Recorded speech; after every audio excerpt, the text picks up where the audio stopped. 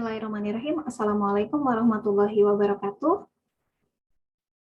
Alhamdulillahirrahmanirrahim. Assalatu wassalamu ala nabiyina Muhammad sallallahu alaihi wasallam. Selamat pagi teman-teman semuanya. Bertemu dengan saya Altina Sadam secara virtual. Kali ini kita akan membahas tentang manajemen sumber daya manusia. Nah, sebelum kita membahas tentang manajemen sumber daya manusia, kita harus tahu apa itu manajemen. Manajemen adalah ilmu dan seni mengatur proses pemanfaatan sumber daya yang dimiliki secara efektif dan efisien untuk mencapai tujuan tertentu. Nah, kenapa sih harus diatur?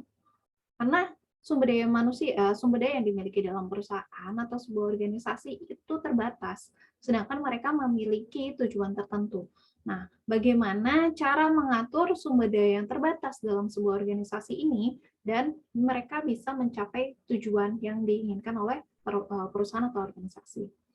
Nah, apa saja yang diatur?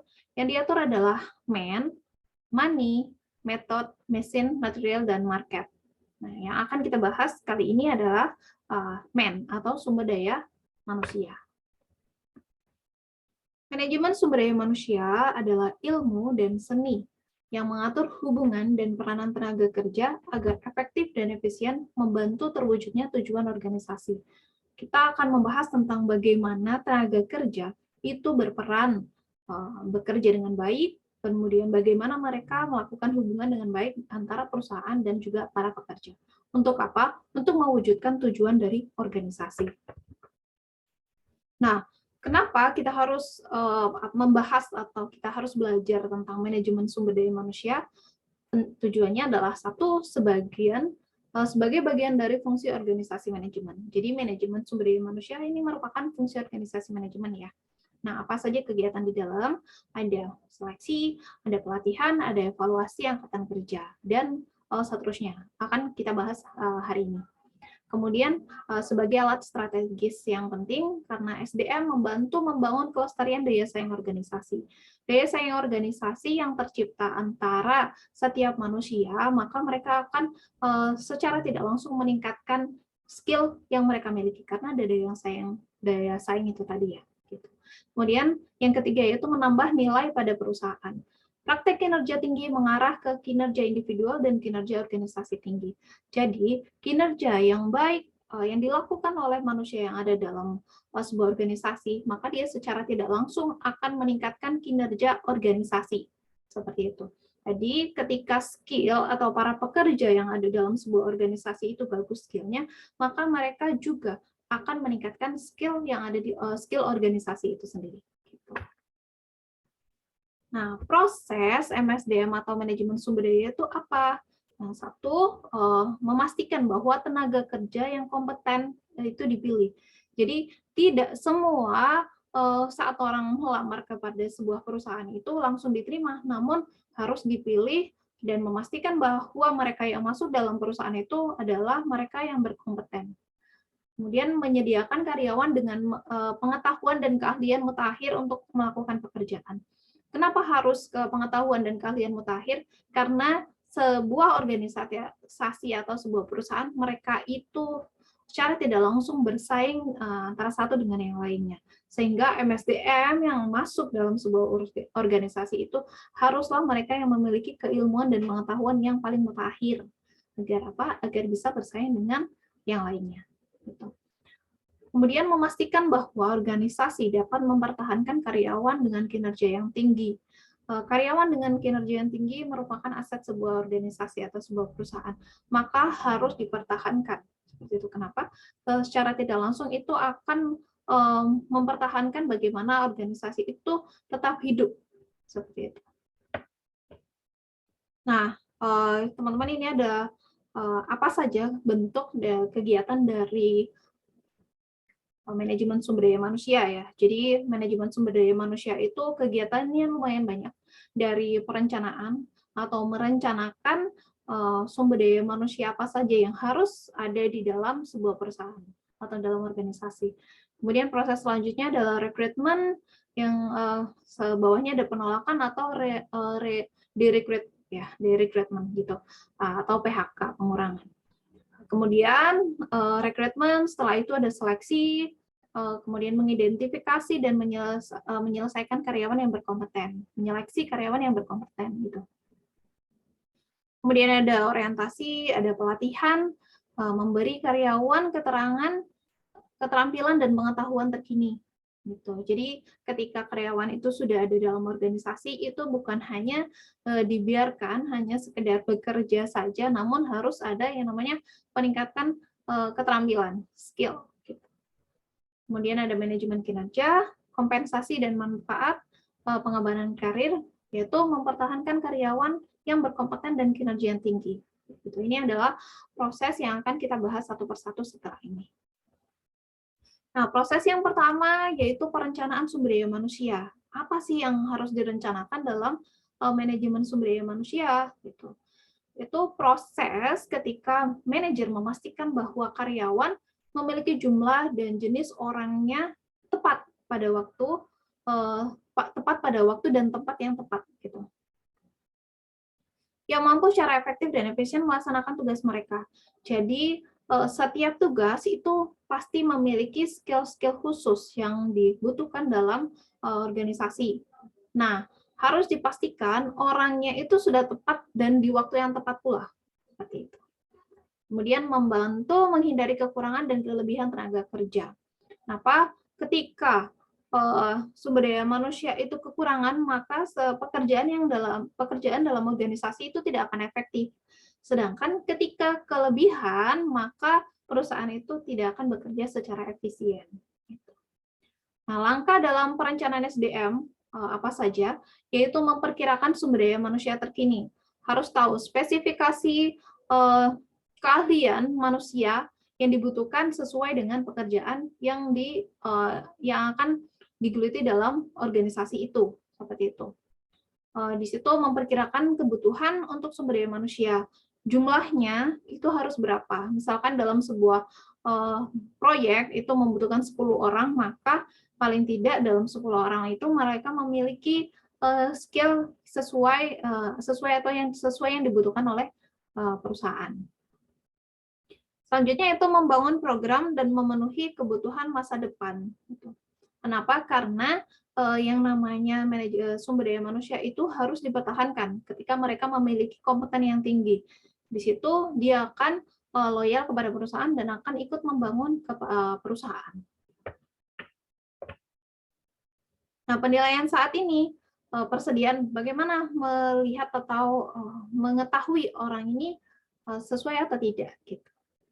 Menelaah status sumber daya manusia organisasi terkini. Jadi harus tahu bagaimana pengetahuan yang mutakhir.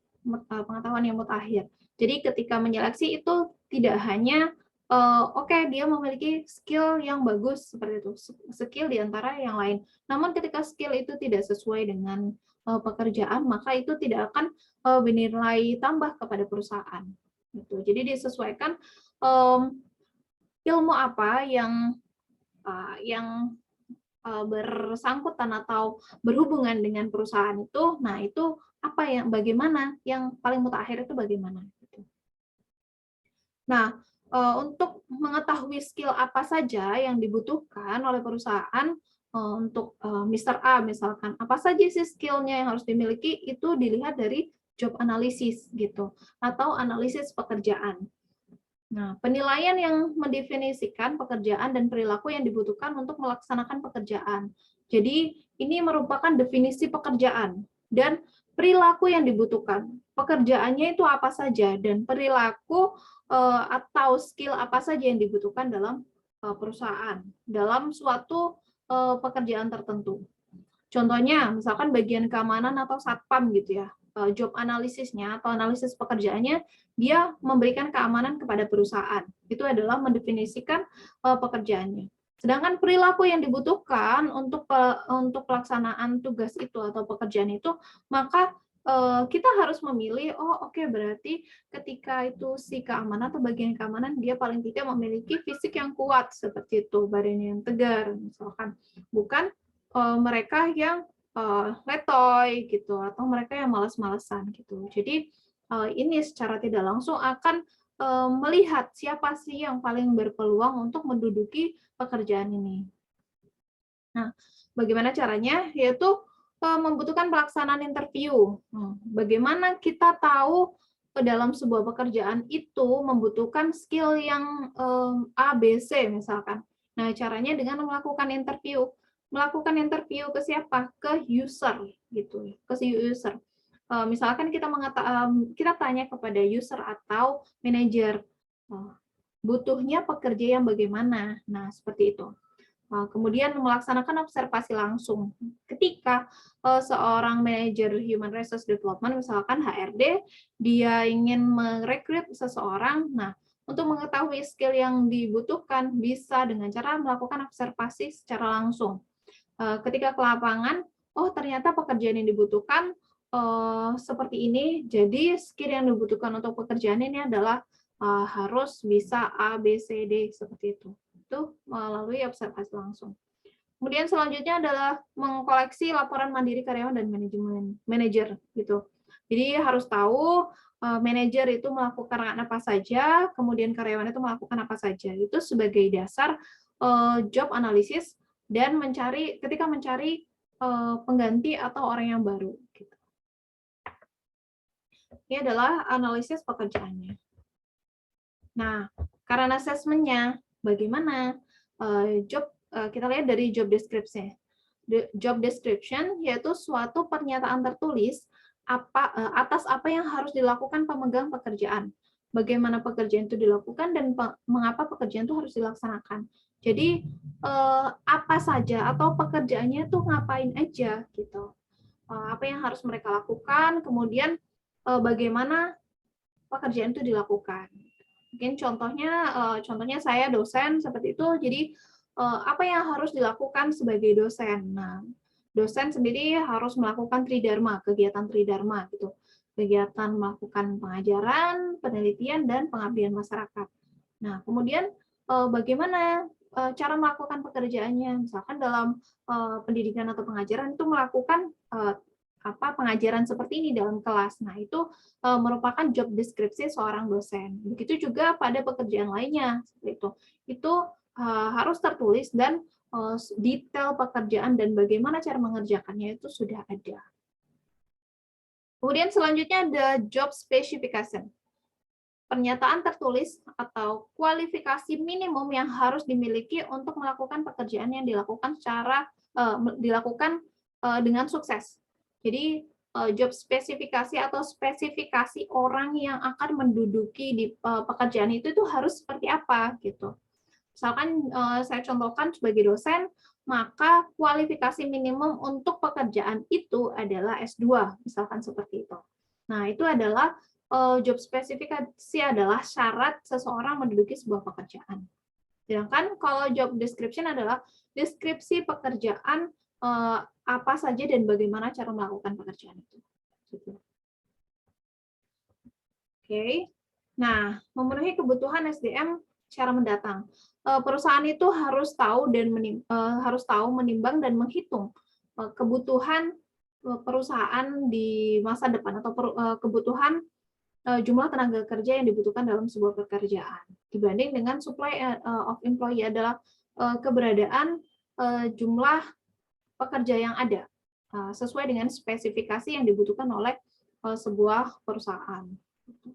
Jadi tidak boleh kelebihan dan tidak boleh kekurangan. Ketika kelebihan maka perusahaan itu tidak akan berjalan secara efisien, sedangkan ketika kekurangan maka pekerjaan yang dilakukan itu tidak akan efektif. Seperti itu. Nah, kita sudah mulai, tadi ada perencanaan, kemudian proses yang selanjutnya adalah rekrutmen dan direkrutmen.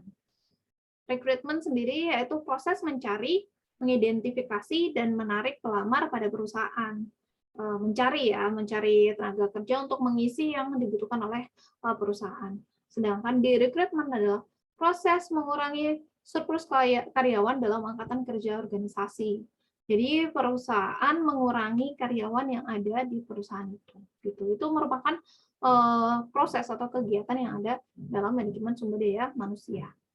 Kemudian ada e-recruiting, yaitu rekrutmen karyawan melalui internet, melalui organization website, kemudian atau online recruiters. Jadi mungkin zaman dahulu ketika melamar sebuah pekerjaan itu harus langsung menaruh surat di perusahaan tersebut ya. Tapi tidak untuk sekarang karena sudah banyak sekali e-recruiting, yaitu melamar kerja melalui internet. Gitu. Nah, sumber-sumber rekrutmen. Mungkin seseorang ketika mencari pekerja baru, maka ada banyak cara ya. Bagaimana caranya? Ini di sini sebutkan ada 5. Bisa dari internet, bisa dari rujukan karyawan, website, website perusahaan, ada rekrutmen melalui kampus, organisasi rekrutmen profesional. Nah, kalau misalkan internet, dari internet, keunggulannya karena internet itu melakukan atau memberikan informasi secara blast ya, secara umum. Jadi mereka akan mendapatkan banyak atau meraih jangkauan yang lebih luas gitu. Misalkan dari seluruh Indonesia gitu atau luar negeri gitu. Namun kelemahannya adalah kandidat-kandidat yang masuk yang harus diseleksi itu banyak yang tidak berkualitas seperti itu. Mungkin harus 1.000 padahal yang dibutuhkan adalah 1 atau 2. Kemudian ada rujukan karyawan. Rujukan karyawan ini biasanya ada saran dari orang yang sudah bekerja di dalamnya, kemudian menyarankan seseorang yang dikenalnya untuk bekerja di sana. Begitu. Nah, keunggulannya karena sudah mengetahui seluk-beluk perusahaan, maka bisa jadi mereka yang disarankan itu juga mereka tahu bagaimana budaya organisasi itu. Namun kelemahannya mungkin tidak akan menambah keragaman dan bauran karyawan karena mereka yang ada di dalam itu dalam sebuah perusahaan itu kadang mereka masih terhubung gitu sehingga bauran atau keragaman yang ada dalam perusahaan itu kurang. Kemudian selanjutnya ada website perusahaan. Website perusahaan ini biasanya ditaruh di dalam sebuah website perusahaan itu ada satu site yang dia menerima lowongan pekerjaan gitu ya. Di situ biasanya yang mencari ke sana itu sudah mentargetkan di perusahaan itu. Sehingga orang-orang tertentu yang hanya tahu, tidak semuanya. Namun kekurangannya banyak kandidat yang kurang berkualitas karena banyak orang yang mencoba-coba untuk memasuki di lowongan kerja tersebut. Kemudian selanjutnya ada rekrutmen melalui kampus, ini biasanya expo ya, expo.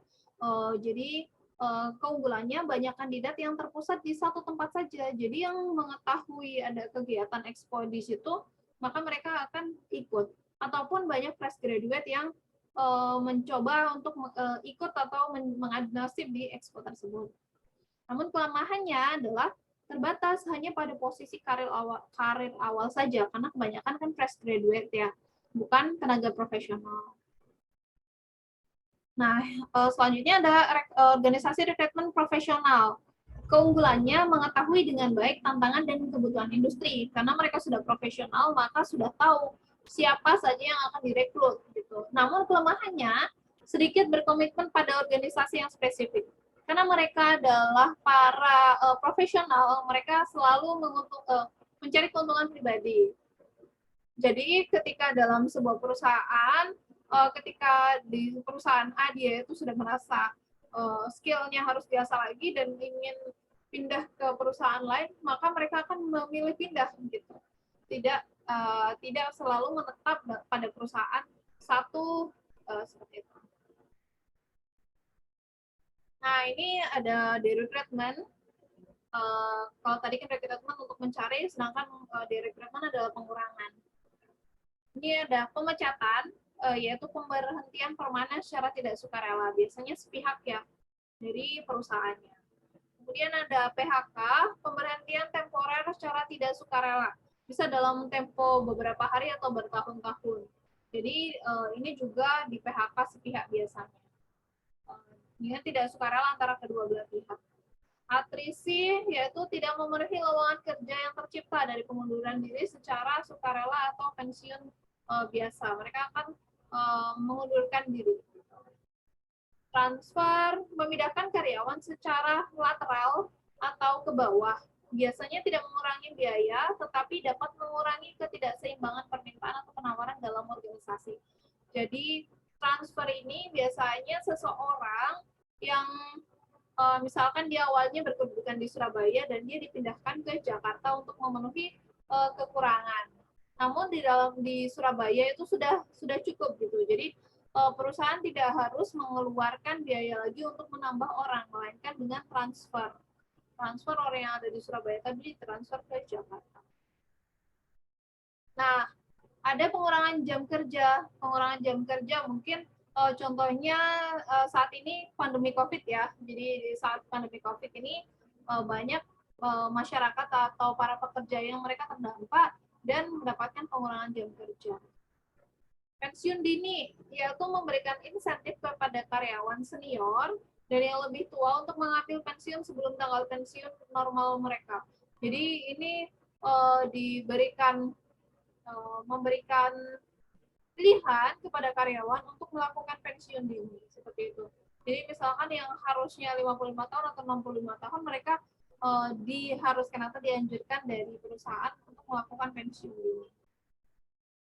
Berbagi tugas, karyawan berbagi satu posisi secara pernah waktu. Jadi yang harusnya misalkan dia full satu hari karena ada pengurangan jam, maka dia dibagi menjadi waktu shift. Nah, setelah melakukan rekrutmen, apa yang harus dilakukan yaitu proses seleksi. Nah, proses seleksi adalah proses memilih pelamar pekerja untuk memastikan diangkatnya kandidat yang tepat gitu. Jadi ini adalah memilih para pelamar atau orang-orang yang sudah memberikan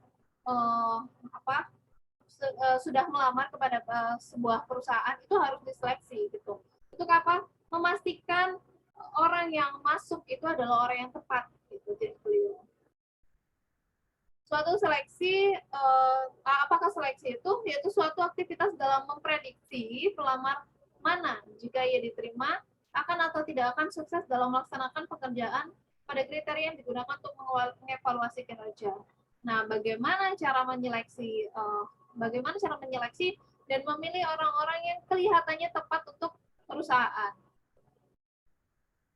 Bisa melalui formulir aplikasi, melalui tes tulis, atau tes simulasi kinerja, atau contoh mereka diberikan salah satu pekerjaan yang sama dengan pekerjaan aslinya. Nah, apakah mereka bisa mengikuti atau menyelesaikan pekerjaan yang sudah diberikan?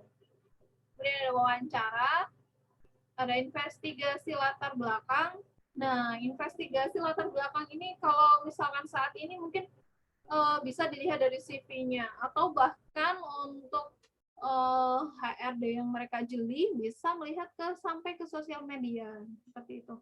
Dari sosial media bisa dilihat apakah dia itu memiliki background yang tidak baik seperti itu.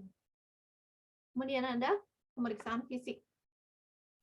Apakah kondisi fisiknya itu cacat atau tidak atau sudah memenuhi kebutuhan si perusahaan. Proses selanjutnya adalah orientasi, yaitu transisi karyawan baru ke dalam suatu organisasi. Kalau bahasa kita itu biasanya disebut dengan ospek ya. Jadi bagaimana mengenalkan karyawan baru ini masuk ke dalam sebuah perusahaan atau organisasi.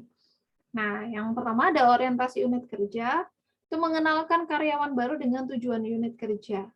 Memperjelas bagaimana pekerjaannya memberi kontribusi kepada pekerjaan. Jadi meskipun dia part dari sebuah pekerjaan, maka dia harus tahu sebenarnya sepenting apa part yang dia kerjakan. Kemudian mengenalkannya ke teman kerja, mengenalkan ke teman satu divisi seperti itu ya. Kemudian selanjutnya ada orientasi organisasi, memberitahukan karyawan baru tentang tujuan, sejarah, filosofi, prosedur, dan peraturan. Kemudian termasuk tur ke seluruh fasilitas. Nah, proses selanjutnya adalah pelatihan. Jadi karena tadi sudah direkrut, dipilih, diseleksi, kemudian sudah di ospek atau dikenalkan kepada para pekerja lama. Nah, selanjutnya adalah pelatihan. Kenapa pelatihan ini dilakukan? Untuk peningkatan skill gitu. Jadi yang seseorang ketika bekerja dalam sebuah perusahaan itu tidak serta-merta dibiarkan saja, tapi skill itu selalu diasah. Kenapa? Agar dia bisa selalu mengikuti perkembangan pengetahuan yang mutakhir, agar bisa bersaing, perusahaan itu agar bisa bersaing. Apakah pelatihan itu? Pelatihan adalah pengajaran atau pemberian pengalaman kepada seseorang untuk mengembangkan tingkah laku, pengetahuan, skill, atau sikap agar mencapai suatu yang diinginkan. Peningkatan pengetahuan, skill, dan sikap. Nah, tujuannya apa? Satu, memperbaiki kinerja. Jadi kinerja yang sudah ada itu harusnya diperbaiki atau ditingkatkan. Gitu. Pemutakhiran keahlian para karyawan sejalan dengan kemajuan. Pemutakhiran, jadi ilmu yang dimiliki itu tidak hanya sebatas ilmu itu saja, harus di-upgrade. Yang ketiga, yaitu mengurangi waktu belajar karyawan baru agar lebih kompeten dalam pekerjaannya. Kenapa? Karena jam terbang dalam sebuah pekerjaan itu dia akan lebih terasah lagi dan lebih berkompeten lagi, gitu. Kemudian selanjutnya ada membantu memecahkan permasalahan operasional. Ketika seseorang dilatih, ketika ada permasalahan yang dulu itu stuck dan sudah mendapatkan pelatihan, maka dia akan terbiasa atau bisa memberikan solusi kepada perusahaan. Kemudian selanjutnya ada mempersiapkan karyawan untuk promosi. Sebelum karyawan itu diangkat, maka biasanya dalam perusahaan itu dia akan melakukan karyawan itu akan dilatih. Kenapa? Dia agar siap ketika menjadi atau menempati kedudukan yang lebih tinggi lagi, seperti itu. Nah, bagaimana metode pelatihannya? Ada tradisional dan berbasis teknologi ya. Ini bisa on the job. Kalau misalkan on the job itu dia langsung bekerja atau bekerja. Jadi dia akan belajar sambil bekerja gitu. Kemudian ada rotasi kerja. Karyawan bekerja di berbagai bidang pekerjaan sehingga mengenal berbagai tugas. Misalkan ada yang awalnya misalkan penjahit gitu ya. Penjahit dia biasanya dapat yang menjahit lengan, kemudian dirotasi. Biasanya lengan dia diganti menjadi kerah kayak gitu. Nah, dirotasi lagi. Jadi di situ akhirnya satu orang itu mulai berkompeten untuk melakukan semua pekerjaan. Kemudian ada mentoring dan coaching, yaitu karyawan bekerja dengan karyawan yang berpengalaman, yang memberikan informasi, dukungan, dan dorongan, disebut juga apprenticeship di berbagai industri tertentu. Jadi mereka akan ada mentor atau supervisor yang mereka selalu memberikan dukungan. Di situ pekerja akan mulai terbiasa dengan cara bekerja para coaching atau para mentor itu gitu. Ada manual atau buku kerja, karyawan menuju pada buku pelatihan atau manual untuk mendapatkan informasi alias belajar ya. Kemudian ada kelas pelatihan, karyawan menghadiri suatu kelas yang dirancang untuk menyampaikan informasi yang spesifik. Biasanya perusahaan itu akan atau mendelegasikan seorang karyawan untuk mengikuti sebuah pelatihan untuk meningkatkan skill. Metode pelatihan berbasis teknologi. Ini bisa video conference, e-learning, apalagi kalau misalkan saat ini ya, karena memang sudah terbiasa karena adanya pandemi, maka untuk e-learning sudah semakin banyak dan orang-orang yang sebelumnya tidak terbiasa, maka sudah mulai terbiasa dengan adanya metode pelatihan secara online atau secara daring. Selanjutnya ada manajemen kinerja karyawan. Proses mengembangkan standar kinerja dan penilaian kinerja agar sampai pada sasaran keputusan. Nah, standar yang sudah ada dalam perusahaan itu maka harus ditingkatkan. Misalkan dalam sebuah pekerjaan, orang itu biasa melakukan atau misalkan dalam fotokopi. Fotokopi dia biasanya untuk melakukan fotokopi satu file, satu buku itu bisa memakan 1 hari. Nah, itu standar atau kinerjanya itu harus ditingkatkan. Misalkan fotokopi yang harusnya 1 hari dia menjadi 1 hari misalkan 8 jam, dia menjadi 5 jam, seperti itu. Jadi harus ada peningkatan standar kinerja. Agar apa? Karena ketika kinerja seseorang karyawan itu meningkat, maka secara tidak langsung dia akan meningkatkan kinerja perusahaan. Seperti itu. Nah, yang ini ada kompensasi dan manfaat. Jadi, karena seseorang bekerja dalam sebuah organisasi itu bukan hanya bekerja secara sukarela, biasanya akan ada kompensasi. Nah, kompensasi ini dilakukan perusahaan agar ini seperti timbal balik ya, timbal balik antara perusahaan dengan seseorang gitu. Keuntungan dari sistem kompensasi yang wajar atau efektif yaitu membantu menarik dan mempertahankan kinerja tinggi karyawan. Jadi karena kompensasi itu bagus, ketika kompensasi itu bagus, maka kinerja karyawan mereka akan lebih semangat gitu untuk mengejar kompensasi itu. Gitu. Pengaruh pada kinerja strategis perusahaan. Kenapa? Karena ketika kinerja perorangan itu meningkat, maka secara tidak langsung akan meningkatkan kinerja perusahaan seperti itu. Ada tipe kompensasi, ada dasar upah dan gaji, ada gaji dan upah dengan tambahan. Kemudian ada pembayaran insentif, ada pembayaran berdasarkan keahlian, ada pembayaran variabel. Kemudian selanjutnya ada pengembangan karir. Nah, karir itu apa? Karir adalah urutan posisi yang dipegang oleh seseorang selama hidupnya. Selama hidup dalam sebuah pekerjaan, misalkan karir dalam perusahaan A. Awalnya dia admin, kemudian dia jadi supervisor, kemudian jadi manajer. Itu karir seseorang dalam perusahaan A, seperti itu. Nah, karir di sini biasanya orang-orang akan menapaki karir itu dalam sebuah perusahaan gitu. Dulunya pengembangan karir itu membantu menarik dan mempertahankan orang-orang yang berbakat. Jadi orang-orang yang berbakat itu seperti dikunci dengan karirnya agar ketika awal dia menjadi misalkan karyawan biasa kemudian dia jadi supervisor itu memang mempertahankan mereka agar tidak lari ke perusahaan lain. Namun sekarang individual bertanggung jawab untuk mendesain, mengarahkan dan mengembangkan karir mereka. Jadi lebih ke perorangan gitu. Kalau misalkan dulu itu hanya sekedar biar orangnya tidak keluar, namun saat ini itu benar-benar untuk membangun, mengembangkan bagaimana skill seseorang itu agar bisa lebih survive dan bisa memberikan sesuatu yang berdampak bagus kepada perusahaan. Nah, ada karir tanpa batas, yaitu karir mendefinisikan pekerjaan karir dan kesetiaan organisasi. Jadi ketika seseorang itu berkarir lebih lama dalam sebuah organisasi, maka dianggap dia memiliki kesetiaan pada organisasi.